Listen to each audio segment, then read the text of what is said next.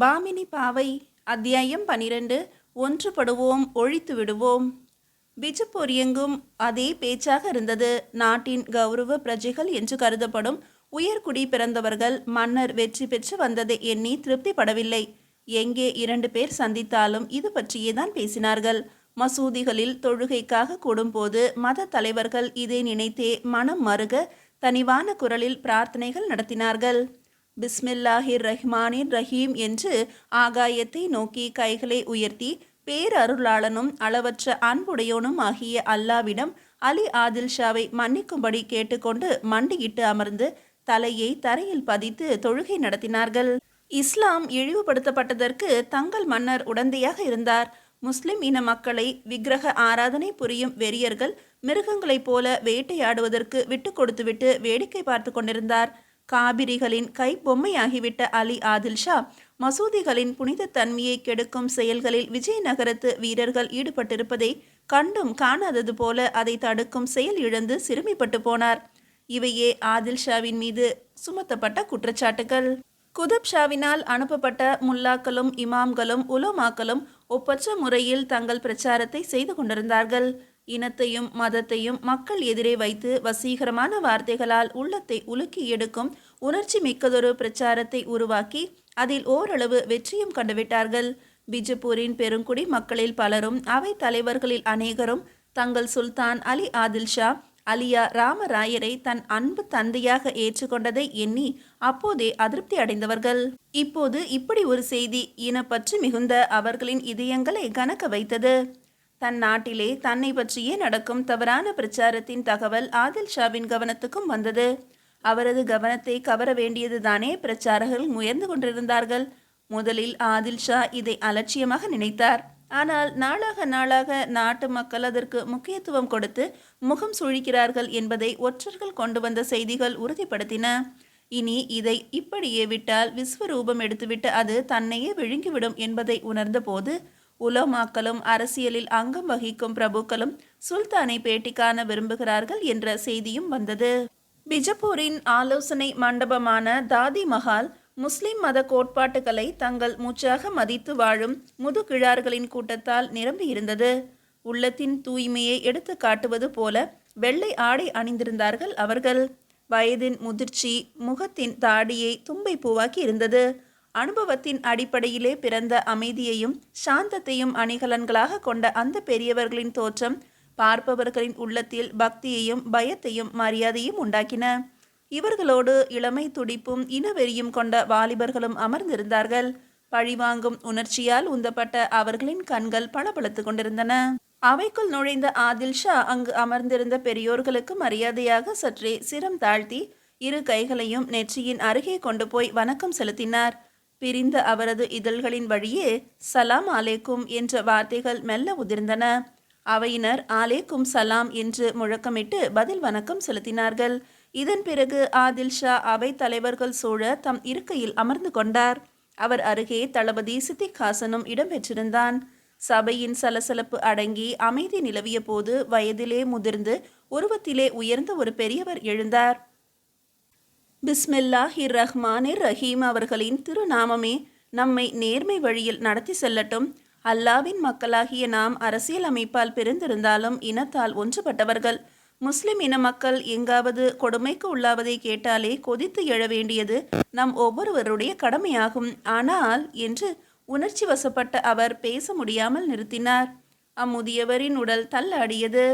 வெண்பஞ்சு தாடியை தடவியபடியே தமது தடுமாற்றத்தை சமாளிக்க முயன்ற அவரது கரங்கள் நடுங்கிக் கொண்டிருந்தன.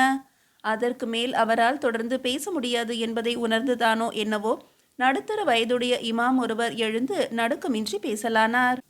அண்டை நாட்டிலே நமது முஸ்லிம் சகோதரர்கள் அநாகரிகமான முறையிலே நடத்தப்பட்டார்கள். நம் புனித இஸ்லாம் அங்கு இழிவுபடுத்தப்பட்டது.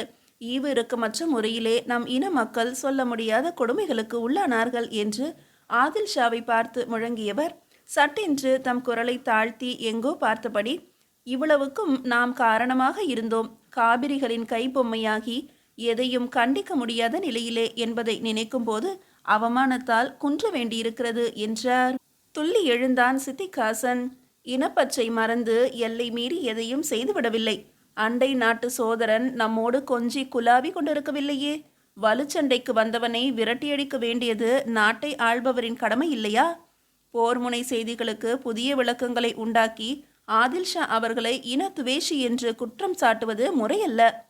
மத தலைவர்களும் மக்களின் மதிப்பை பெற்றவர்களும் கூடியுள்ள சபையில் தமக்கு எத்தகைய தாக்குதல்கள் காத்திருக்கின்றன என்பதை அறிந்தே வந்திருந்த ஆதில் ஷா சித்திக் ஹாசனை அமைதியாக இருக்கும்படி கை அமர்த்தினார். உணர்ச்சி வசப்படுபவர்களால் ஒன்றுமே செய்ய முடியாத சித்திக் ஹாசன் அவர் கூற வேண்டியதை கூறி முடிக்கட்டும், பிறகு நாம் அவைகளுக்கு பதில் கூறலாம் என்றார். அப்படியானால் ஆதில் ஷா அவர்கள் நாங்கள் கூறப்போகும் எதையும் நம்ப தயாராக இல்லை போலிருக்கிறது என்றார் தலைவராக தோற்றமளித்த ஒருவர். அதற்கு நான் இங்கு உங்களை சந்திக்க சம்மதித்திருக்கவே வேண்டாமே. உங்கள் குற்றச்சாட்டுக்களை முழுமையாக கேட்ட பிறகுதான் அதை மறுக்கவோ ஏற்கவோ முடியும் என்று கருதுகிறேன்.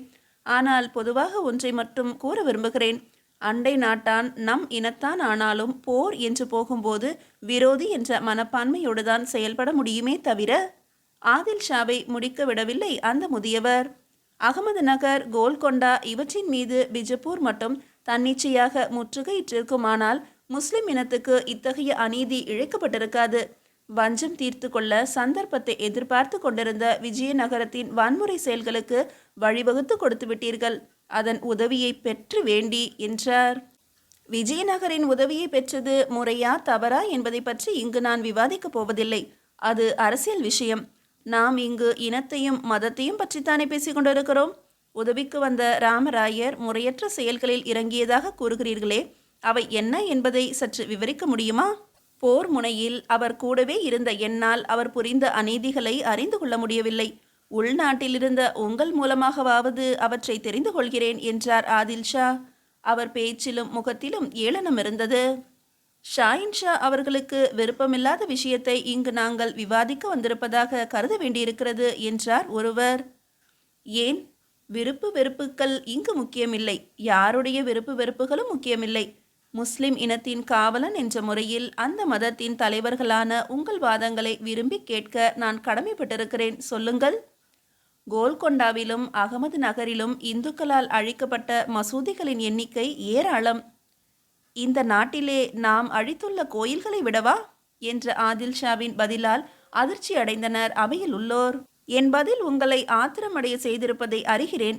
காட்டாறு வெள்ளம் தன் கரை மீதுள்ள மரத்தை தான் வளர்த்தது என்று விட்டு வைப்பதில்லை. தன் அசுர வேகத்துக்கு அதையும் பலியாக்கி கொண்டுதான் போகிறது. அதே போல போர் என்றபோது அழிவையே குறிக்கோளாக கொண்டு முன்னேறி செல்லும் படை வெள்ளத்தின் வழியில் இத்தகைய அசம்பாவிதங்கள் ஒரு சில நேரத்தான் செய்யும். அதை பெரிதாக்கி பேசுவது முறையல்ல. முஸ்லிம் பெண்கள் விஜயநகரத்து வீரர்களால் முறைகேடாக நடத்தப்பட்டிருக்கிறார்கள். மானம் இழந்த மங்கையர்கள், கற்பிழந்த கன்னியர்கள் ஏராளம் ஏராளம். இதை கேட்கும்போது இனப்பற்று மிகுந்த எங்கள் இரத்தம் கொதிக்கிறது. எங்களில் ஒருவரான உங்கள் நிலையும் அப்படித்தான் இருக்க வேண்டும். உங்கள் கூற்று உண்மையாக இருக்குமானால் என் நிலை தங்கள் கருத்துப்படிதான் இருக்கும். ஆனால் மங்கையர்களுக்கு மதிப்பளித்து அந்நிய பெண்களை அன்னையாக கருதும் பாரத நாட்டு வீரர்களா இப்படி செய்வார்கள் என்று யோசிக்க வேண்டியிருக்கிறது. காரணம், நீங்கள் கூறும் செயல்களில் ஒன்றாவது போர் முனையிலே என் கவனத்துக்கு கொண்டு வரப்படவில்லை. ராமராயரின் படையிலே முஸ்லிம் வீரர்களும் தளபதிகளும் கூட இருக்கிறார்கள் என்பதை நாம் மறந்து விடுவதற்கில்லை என்றார் ஆதில் ஷா.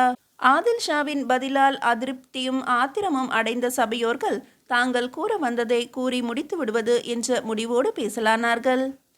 இதை விவாத மேடையாக்கி அதிலே வெற்றி காண நாங்கள் இங்கு வரவில்லை என்பதை ஆதில் ஷா அவர்கள் உணர்ந்து கொள்ள வேண்டும். கோல்கொண்டாவிலும் அகமது நகரிலும் விஜயநகரத்து கொள்ளையர்கள் புகுந்து விளைவித்த கொடுஞ்செயல்களை விளக்கவே இங்கு வந்தோம்.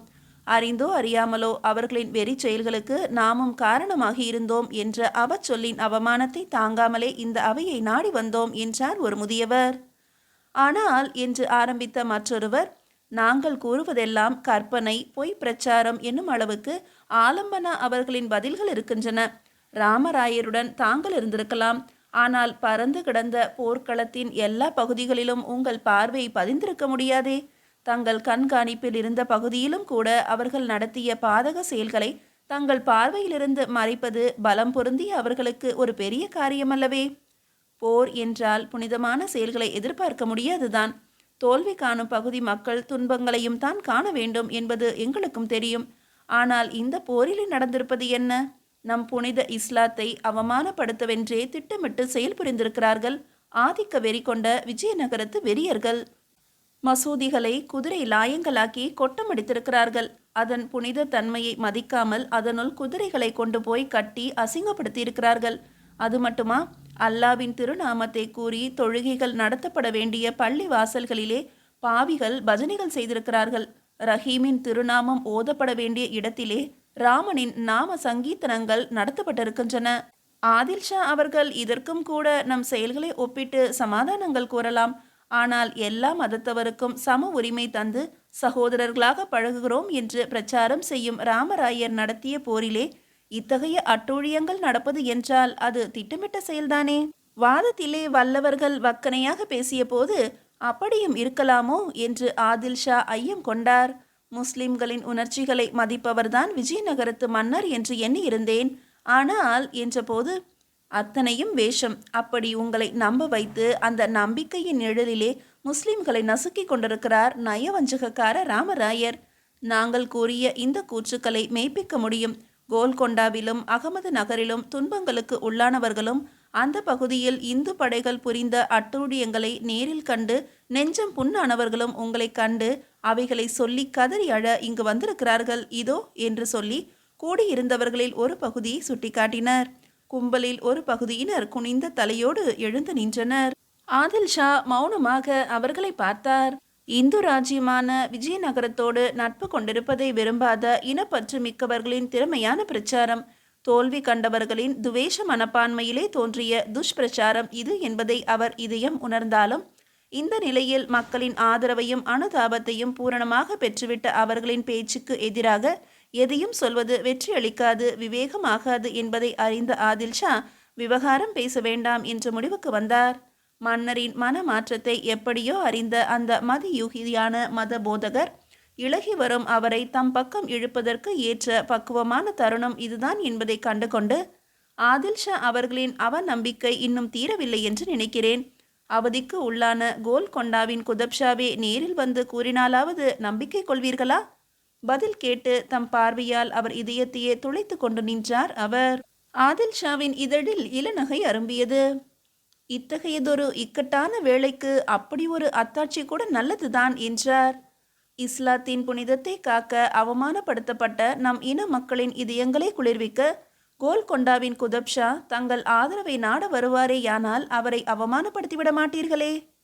அத்தனைக்கு பண்பு கெட்டவராக என்னை நினைக்க வேண்டாம். பகைமை பாராட்டி போருக்கு வந்தது குதப்ஷாவை தவிர ஆதில் ஷாவல்ல.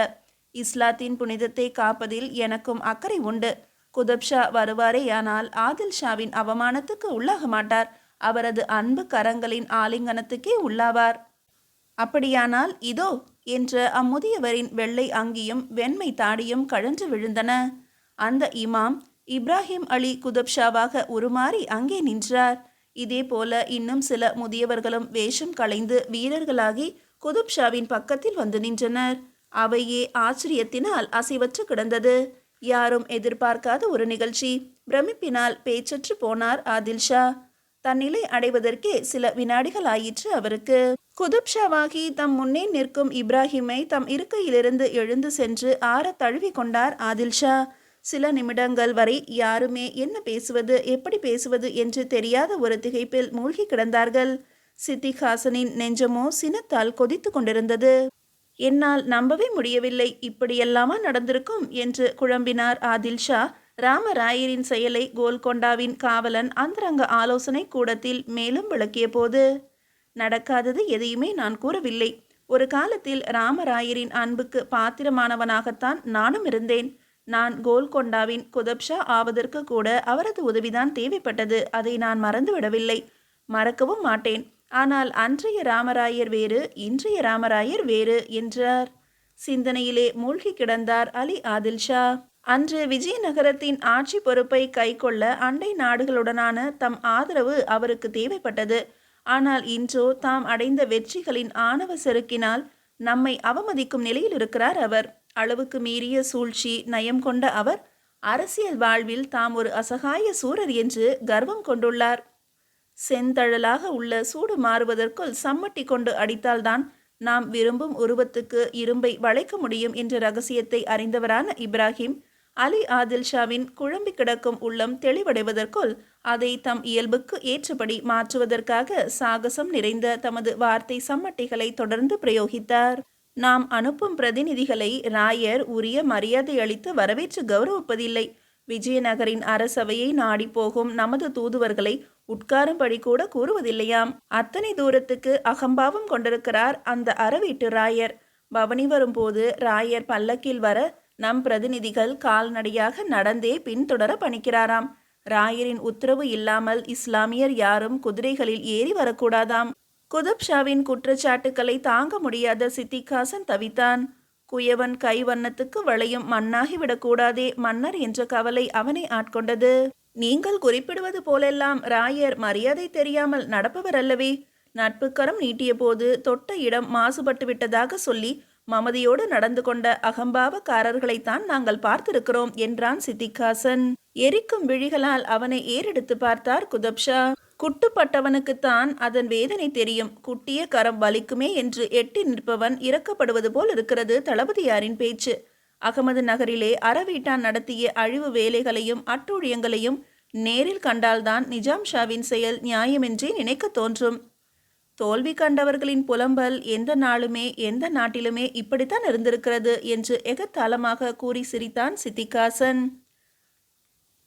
போகட்டும், இப்போது உங்கள் திட்டம்தான் என்ன, அதை சொல்லுங்கள் என்றார் ஆதில் ஷா. இன்று விஜயநகர் பிஜப்பூரின் நண்பனாக இருக்கலாம். ஆனால் நாளும் வளர்ந்து வரும் இந்த பேரரசின் நிழலிலே வாழ்வது என்பது என்றைக்கும் ஆபத்துதான். தென்னக முஸ்லிம் அரசுகள் இனி தனித்து வாழ முடியாது. வாழ முயன்றால் வளர்ந்துவிட்ட இந்த பேரரசின் காலடியிலே மானமிழந்து கிடக்க வேண்டியதுதான். இதுவே நான் பெற்ற படிப்பினை. எப்பாடுபட்டாவது எல்லா முஸ்லிம் அரசுகளும் இணைந்து இந்த ஆணவம் பிடித்த பேரரசை ஒழித்தாக வேண்டும். இதுவே நான் கண்ட படிப்பினை வகுத்து கொடுத்த கொள்கை என்றார் குதப்ஷா. கடகடவென்று சிரித்தான் காலனை போல சித்திகாசன். உங்கள் படிப்பினையும் கொள்கையும் நடைமுறைக்கு ஒவ்வாத விஷயங்களாக அல்லவா இருக்கின்றன. விஜயநகரத்தை வீழ்த்தவா? முடவன் கொம்புத்தேனுக்கு ஆசைப்பட்ட கதையல்லவா அது. ஆத்திரப்பட வேண்டிய குதப்ஷா அமைதியாகவே பேசினார். ஆதில் ஷா அவர்கள் தமது தளபதியாரை இங்கிருந்து வெளியேற்ற வேண்டும், அல்லது வாயை மூடிக்கொண்டிருக்கும்படியாகவாவது உத்தரவிட வேண்டும். பாமினியாரின் பராக்கிரமத்தை அறியாத அந்நிய நாட்டவரான அவருக்கு மன்னர்களாகிய நம் பேச்சில் குறுக்கிடும் யோகிதை கிடையாது. பிஜப்பூர் அரசியல் தலைவர்கள் குதுப் ஷாவின் வாதத்தை ஆமோதிப்பவர்கள் போல தலையசைத்து முறுவலித்தார்கள். அவர்களின் உள்ளத்தை உணர்ந்த ஆதில் ஷா மௌனமாக இருந்தார். நிலைமையை புரிந்து கொண்ட சித்திகாசன் சிங்கமென உடலை சிலிர்த்து கொண்டு எழுந்தான். சீறி பாயும் வேங்கையென வெளியேறினான். பழம்பெருமை பேசி பயனில்லை. இன்றைய நிலைமை என்ன என்று குதுப் ஷாவை தன் நினைவுக்கு கொண்டு வந்தார் பிஜப்பூர் சுல்தான் ஆதில் ஷா. பழம்பெருமையிலேதான் வீரன் பலம் பெறுகிறான். அன்று ஒன்றுபட்டிருந்தோம். விஜயநகரத்தை ஓட ஓட விரட்டி கொண்டிருந்தோம். வெற்றியே பாமினியின் வாழ்வாக இருந்தது. பின்பு பிளவுபட்டோம், பிரிந்து போனோம். கொள்கைகள் மாறுபட்டன, உட்பகைகள் அதிகரித்தன. இன்று பகைவன் பலம் பெற்றுவிட்டான். அவனது கை ஓங்கிவிட்டது.